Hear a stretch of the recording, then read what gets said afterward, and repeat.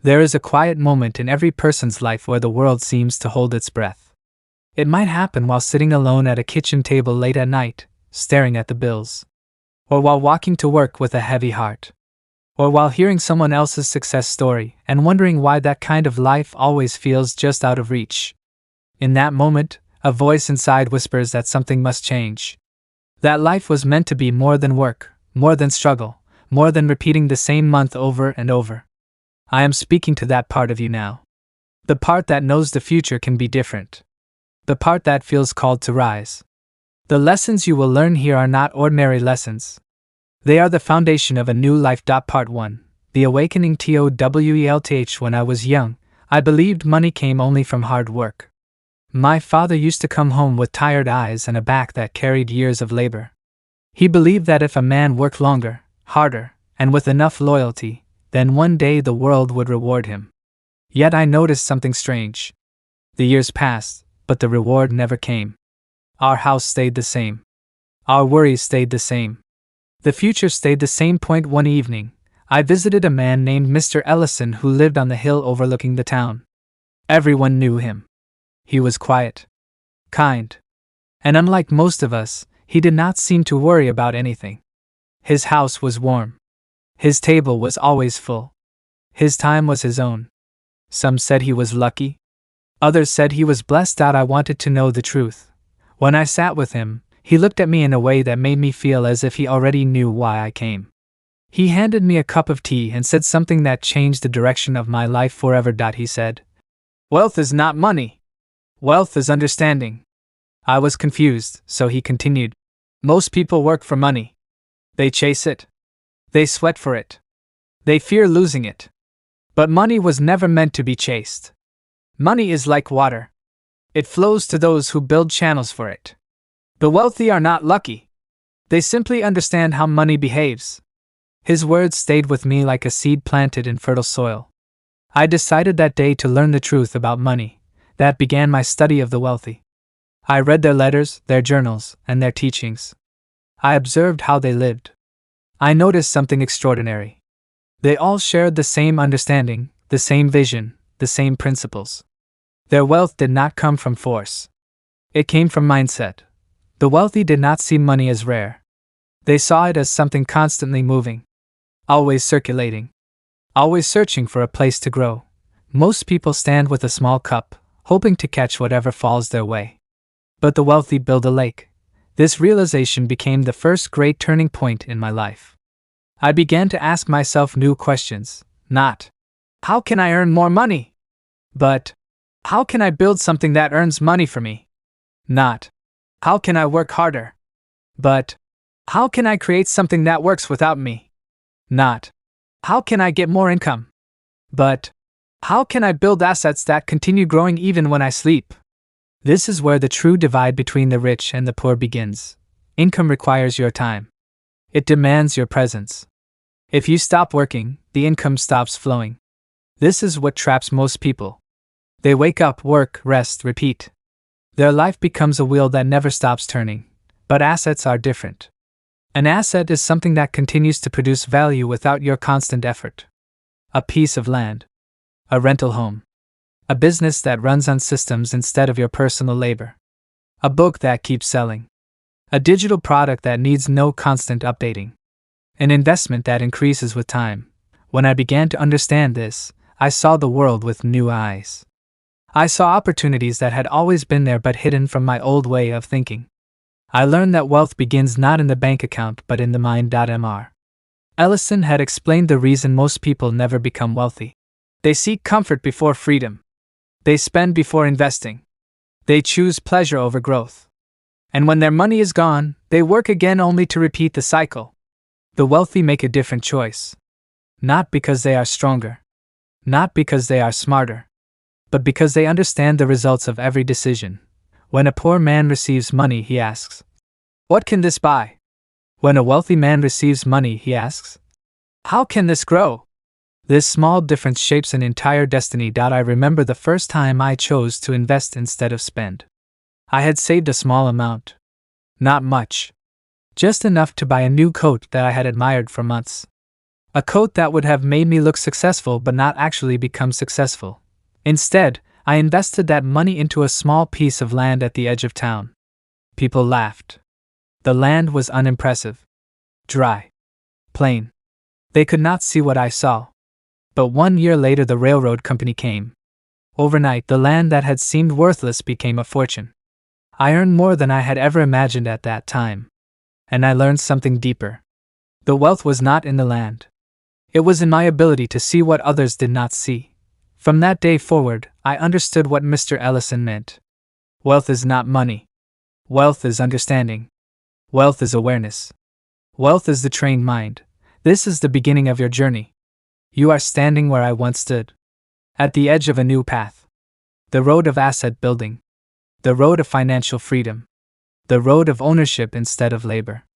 If you walk it with discipline and faith, your life will never be the same.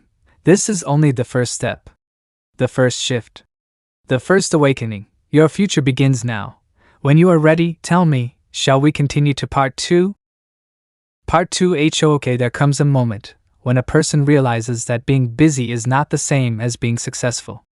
Many people work every day with full effort and full exhaustion, yet the results do not change. Their feet move, but their life does not move. And then, suddenly, a question rises within their heart. What if I have been climbing the wrong ladder all along?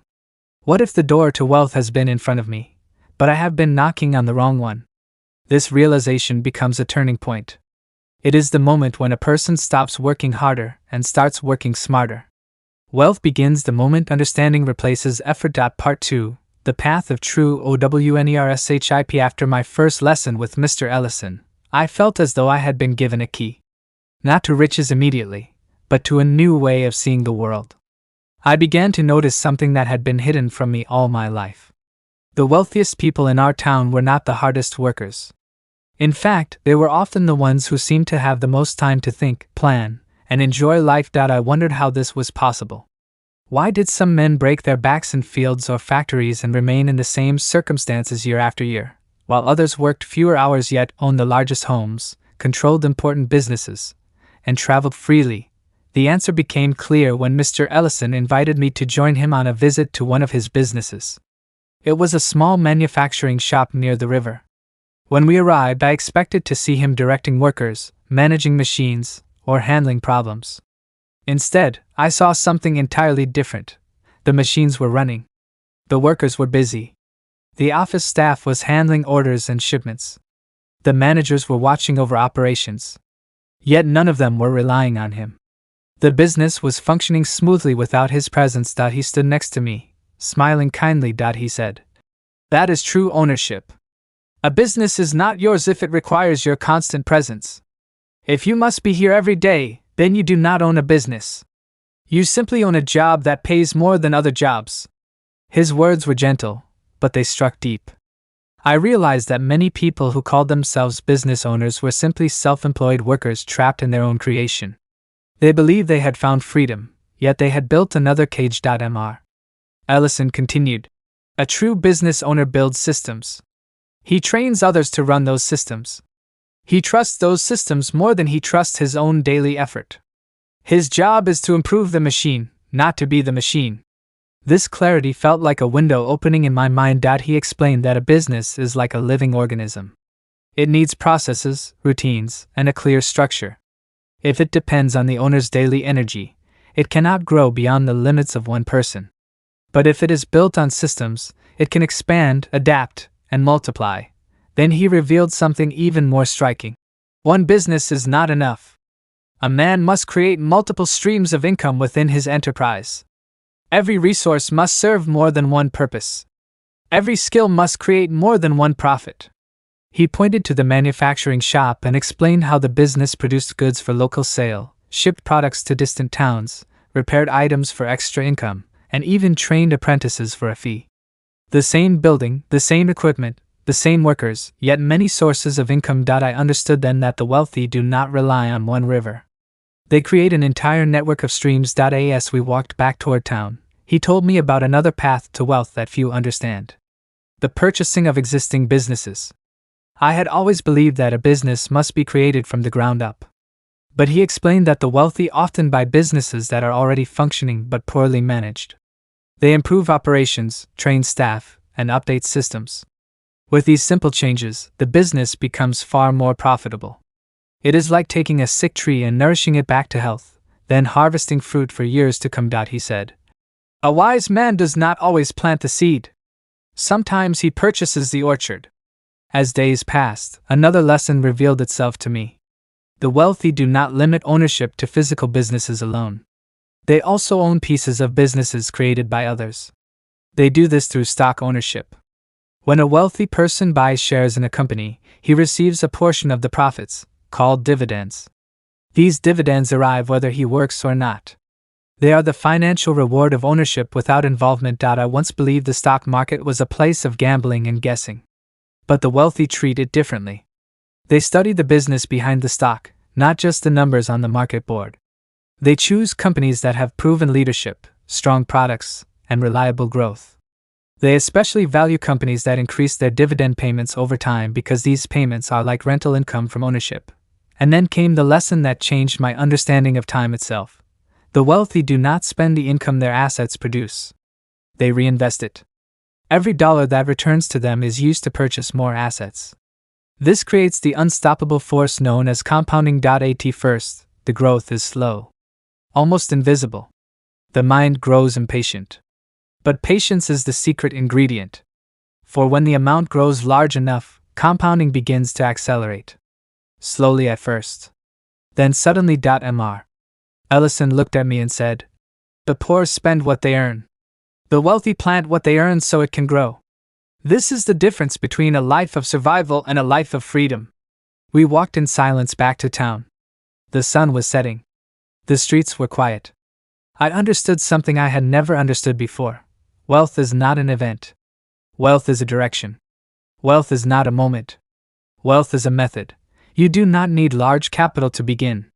You need clarity. You need discipline. You need patience.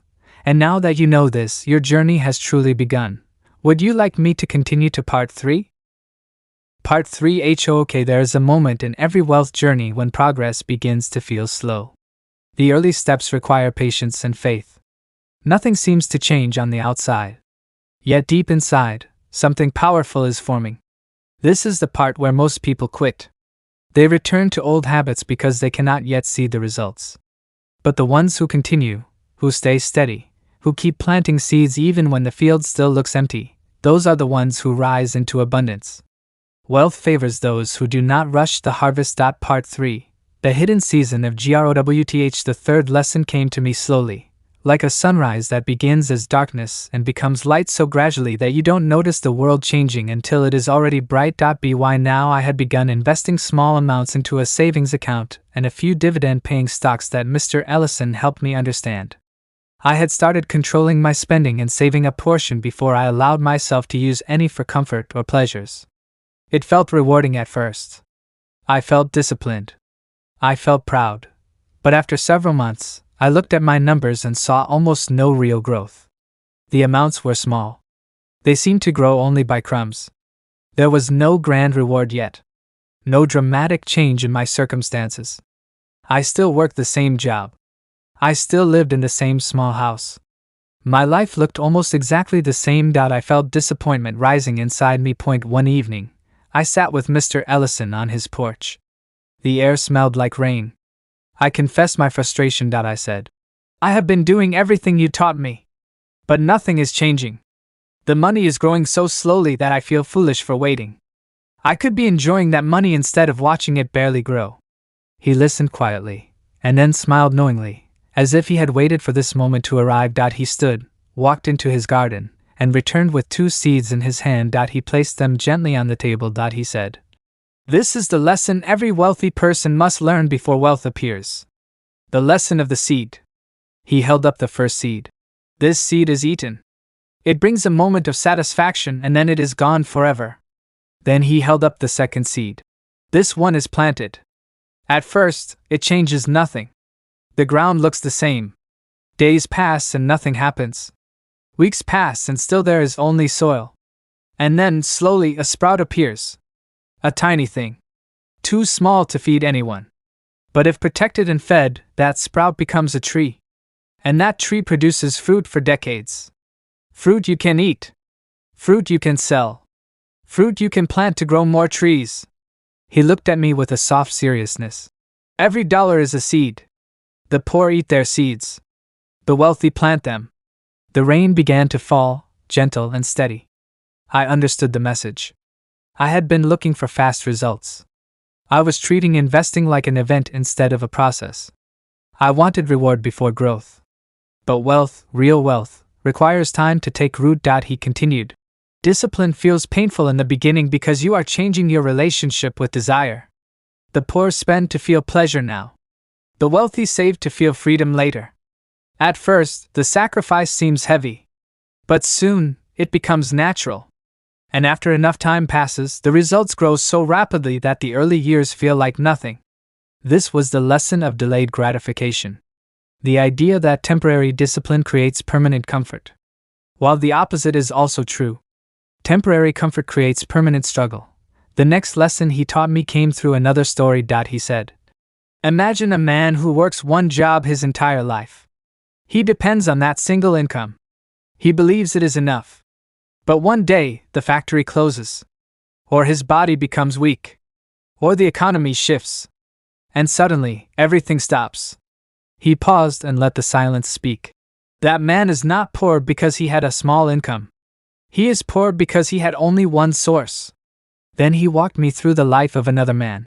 This man builds a small rental property that provides rent every month. Then he invests in dividend-paying companies that share their profits. Then he starts a small business that he does not run himself. Then he writes a book or develops an idea that pays him royalties. He leaned closer. If one income stops, the others continue. He sleeps and his wealth works. He travels and his wealth increases. He ages and his wealth strengthens. I felt something awaken inside me. A new vision. A new definition of security. Security is not a job. Security is streams of income flowing from different places. A river does not run dry if it has many sources feeding it. Over the next months, I studied. I read books on investing. I listened to old speeches and visited business owners who had built their companies wisely. I learned about real estate markets, dividend histories, and the economy of our region. I made mistakes, but small ones, because I moved carefully. I asked questions of men who had succeeded, not of those who only talked. One afternoon, as we walked through town, I asked Mr. Ellison how he continued learning year after year. He said, money is a subject like medicine or law. It has rules. It has history. It has cases and examples. The poor think they already know enough. The wealthy remain students forever. His humility was his greatest strength. He did not believe he had mastered wealth. He believed wealth was a journey that never ends. And finally he taught me the lesson of leverage. He explained how borrowed money, when used carefully, can multiply the power of your investments. But he warned me strongly. Leverage is like fire. In the hands of the wise, it cooks the meal. In the hands of the careless, it burns the house. I understood then that wealth is not luck. Wealth is knowledge applied with discipline. As the lesson settled into my heart, I realized something powerful. The wealthy do not simply have more money. They have different beliefs, different habits, different expectations, different patience, different understanding. This is why wealth moves toward them. They are prepared to receive it. And I was now beginning to prepare myself as well. Would you like me to continue to part 4? Engaging hook. There comes a moment in every person's financial journey when they realize that money does not grow simply because they wish it to. Wealth responds to knowledge. It bends to understanding. The difference between those who rise and those who stay where they began is not destiny. It is education. Not the education from school alone, but the education one chooses for themselves when the world is no longer telling them what to study. This is the moment when a person decides whether they will learn how money works or continue to be controlled by it. Part 4. The student of wealth. After months of practicing disciplined saving and building his first investment stream, Jake began to notice something strange. His friends admired what he was doing, but they did not understand it. They laughed when he chose to invest instead of buying the latest phone. They could not see what he saw. They lived for the thrill of the moment, while Jake was building freedom that would stretch across years. One evening, As he sat at a small wooden desk in his rented apartment, Jake opened a book recommended by the old mentor he had met at the library. The title was simple, but the message was powerful.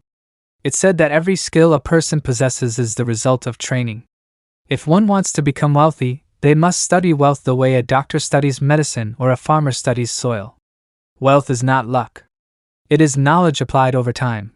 Jake had never thought of money as something to study. He thought of it only as something to earn and spend. But now, as he read about assets, cash flow, market cycles, and the habits of great investors, he felt as if someone had pulled back a curtain. The world looked different. Money was not mysterious. It had rules. And those rules were learnable. He remembered how his parents worked hard their entire lives. They did not lack effort. They lacked financial understanding. No one had taught them how to build wealth. They knew how to earn money, but not how to grow it. Jake realized that if he mastered these principles, he could change the future of his entire family line. From that night on, Jake made a promise to himself. Every day, even if it was only for 30 minutes, he would learn something about money. He read books on investing. He listened to audio lessons while walking to work. He watched interviews of successful entrepreneurs and investors. He did not treat this as entertainment.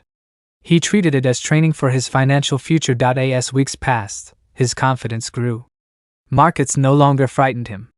Instead of reacting to news with panic, he responded with understanding. He learned that the market moved in cycles. He learned that fear and greed controlled most people. He learned that the calm mind often makes the winning decisions. One day at work, a coworker complained that investing was too risky. Jake gently asked him what he meant. The coworker admitted that he had never read a single book on investing. Jake understood the real issue. People fear what they do not understand. Knowledge removes fear. Jake remembered his mentor's words.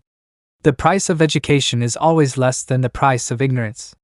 This simple truth became the foundation of his financial life. Jake did not just study investment theory. He applied what he learned. He began with small investments. A few shares of companies he believed in. A small rental unit he managed on weekends. He made mistakes. Some investments did not perform well. But Jake did not quit. Instead, he examined each mistake closely. He treated losses as tuition. He refused to repeat errors. Slowly, something remarkable began to happen. Jake developed instinct.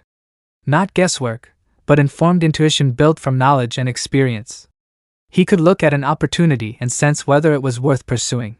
He could read economic news and understand what it truly meant. He no longer felt anxious about the future because he understood how to move with it. Years passed. Jake's investments grew. He now had income from multiple sources. Some months his rental property paid one bill. His dividends covered another. He no longer felt chained to his job. If he chose to leave, he could. That knowledge alone gave him a kind of peace he had never known. Jake often reflected on his journey. He saw how his life changed not because of luck but because he took responsibility for his financial education. The wealthy were not different by nature. They were different by discipline. They chose to learn. They chose to grow. Jake understood now what his mentor meant by the words, "The mind is the greatest asset a person can develop." The wealth outside a person can only grow as large as the wealth inside their understanding. He also learned to remain humble. Markets were powerful forces. Even the most experienced investors could be proven wrong. Jake stayed alert. He considered new perspectives. He recorded his decisions. Most importantly, he continued learning every day. Wealth was not a finish line. It was a continuous journey of growth, refinement, and adaptation. One evening, Jake visited his mentor. The old man smiled as Jake shared his progress. The mentor placed a hand on his shoulder and said, "There are two kinds of rich men. Those who learn wealth once and think they know everything. And those who keep learning forever. The first will lose everything in time. The second will rise beyond what he once believed possible. Choose wisely which one you will be." Jake had already chosen. He would remain a student of wealth for life. Because knowledge, once gained, becomes the only wealth that cannot be taken away. End of part 4.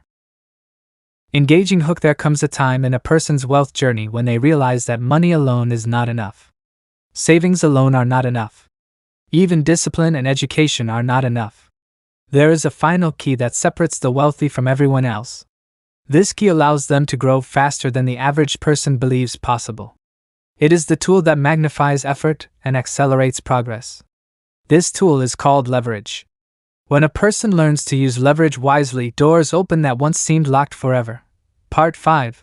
The power to multiply. Jake had now built savings habits, he had begun investing, he had developed multiple income streams, and he had become a serious student of wealth. Yet he noticed something interesting. Although his progress was steady and strong, it still moved at a pace that required patience. His investments grew each year, yes, but there were people who seemed to grow 10 times faster. He wondered what they were doing differently. One evening, while visiting his mentor once again, he finally asked the question that sat heavy on his mind. How do some people grow their wealth so quickly? I am disciplined. I invest. I keep learning. But there are others who seem to leap forward while the rest of us walk. What is their secret? The mentor smiled the way someone smiles when they have been waiting for the right time to reveal something important. Jake, you have learned how to plant seeds and watch them grow. Now it is time to learn how to grow forests. The wealthy use leverage. Jake listened closely. Leverage is the art of using resources beyond your own to increase the power of your actions. Just as a lever can move a boulder that your hands cannot lift, financial leverage allows your money to accomplish more than it could on its own. The mentor explained that there are 4 main forms of leverage: money, people, knowledge, and tools. The wealthy use all 4. Jake sat forward, eager to understand. First, there is financial leverage, using borrowed money to buy assets that grow in value or produce income. Jake thought of real estate. He remembered reading stories about investors who bought properties with mortgages and earned profit from appreciation and rent. Yes, the mentor said. Real estate is one of the most powerful forms of leverage. Imagine this. You want to buy a property worth $100,000. If you had to pay the full price yourself, it would take years to save that amount. But what if you only needed $20,000 to control that property, and a bank provided the rest? If that property increases in value or produces income, you earn returns based on the full value of the asset, not just your own contribution. Jake understood. This was multiplication. This was acceleration. But the mentor continued with caution. Leverage is powerful, but it is not magic. Used wisely, it builds lasting wealth. Used recklessly, it destroys everything a person has worked for. A wise investor does not borrow to gamble. He borrows only to acquire assets that have strong foundations and reliable potential. The second form of leverage is people. The wealthy do not try to build everything with their own hands. They hire teams, collaborate with partners, and develop networks. The poor try to save money by doing everything themselves. The wealthy multiply their time by letting others contribute their skills. Jake remembered how he used to believe that self-reliance meant doing everything alone. Now he saw that true self-reliance meant knowing how to expand his capabilities through others. The third form of leverage is knowledge. Jake had already begun using this. A person with knowledge can produce results in minutes that others cannot produce in years. Knowledge turns small actions into powerful outcomes. The fourth form of leverage is tools and systems. Machines, software, technologies, and process improvements allow one person to accomplish the work of many. A business owner who automates key systems can grow without working longer hours. All of these forms of leverage existed to multiply effort and accelerate outcome. Jake spent many days thinking about this lesson. He knew he was ready to move to the next stage. He would learn to use leverage carefully, strategically, and responsibly. Within a few months, Jake found an opportunity. A small duplex was for sale in a growing neighborhood. The price was $120,000. Jake had saved enough for the down payment. The rental income could cover the loan payments. The demand for housing in that area was rising year after year. Jake analyzed everything he had learned. He studied the market. He reviewed maintenance costs. He visited the property. He asked advice from experienced investors. He did not rush. He did not act out of emotion. He acted from knowledge. Finally, Jake made the decision. He purchased the duplex using a mortgage. When he signed the papers, he felt something powerful. He was no longer simply saving money or investing money. He was now controlling assets. He had stepped into a new level of wealth creation. At first, managing the property required effort. He had to communicate with tenants, handle repairs, and manage schedules. But soon, he found a reliable property manager who could handle day-to-day tasks for a small fee. This was the power of people leverage. His time was free again while income continued to flow. Months passed. The property gained value. The rental income increased. Jake began to see something new. His wealth did not depend only on his personal labor anymore. His assets worked for him even while he slept. This changed everything. Jake felt a deep sense of calm and confidence. He realized that money was no longer something he chased. It was something he directed. Something he guided. Something he shaped. His mentor smiled when Jake shared his progress. You have learned the true meaning of leverage. Wealth is not built by working harder. It is built by working smarter and multiplying your effort through resources, people, knowledge, and systems. Never forget this truth. Never allow leverage to tempt you into recklessness. Always ensure that your foundation is strong before you expand. Jake nodded. He understood. The lesson of Part 5 would stay with him forever. Leverage, used with wisdom, is the quiet engine behind all great fortunes. It is the power to multiply. End of Part 5. Engaging hook. There is a moment in every journey when a person must decide who they will become. Not who they wish to be, but who they choose to be through action, discipline, and courage. The wealthy are not made by luck. They are made by a quiet decision that is made again and again. The decision to rise higher. To learn. To grow. To build. To keep going when others stop. This final lesson is not about money alone. It is about identity. It is about the person you become on the road to wealth. Part 6. Final part. Becoming the master of your money. Jake had now traveled far from where he began. He had once been someone who worked hard but felt trapped by bills and limited choices. Now, he was someone who understood money deeply. He knew how to save. He knew how to invest. He built multiple income streams. He studied wealth. He learned how to use leverage wisely. But the most important transformation was not in his bank account. It was inside him. He no longer feared money. He no longer chased money. He directed it. He guided it. He used it as a tool rather than being used by it. One evening, he met with his mentor again. The same man who had once told him that wealth was not about what you earn, but what you keep and grow. The mentor looked at Jake with calm pride. Jake, you have learned the rules. Now you must understand the final truth. Wealth is a lifelong journey. It is not something you finish. It is something you live. The wealthy continue learning, improving, growing, and adapting. They never assume they have reached the top. Because the moment a person believes they know everything, their growth stops. Jake listened carefully. The mentor continued. There are seasons in wealth building. In the beginning, you learn to control your spending.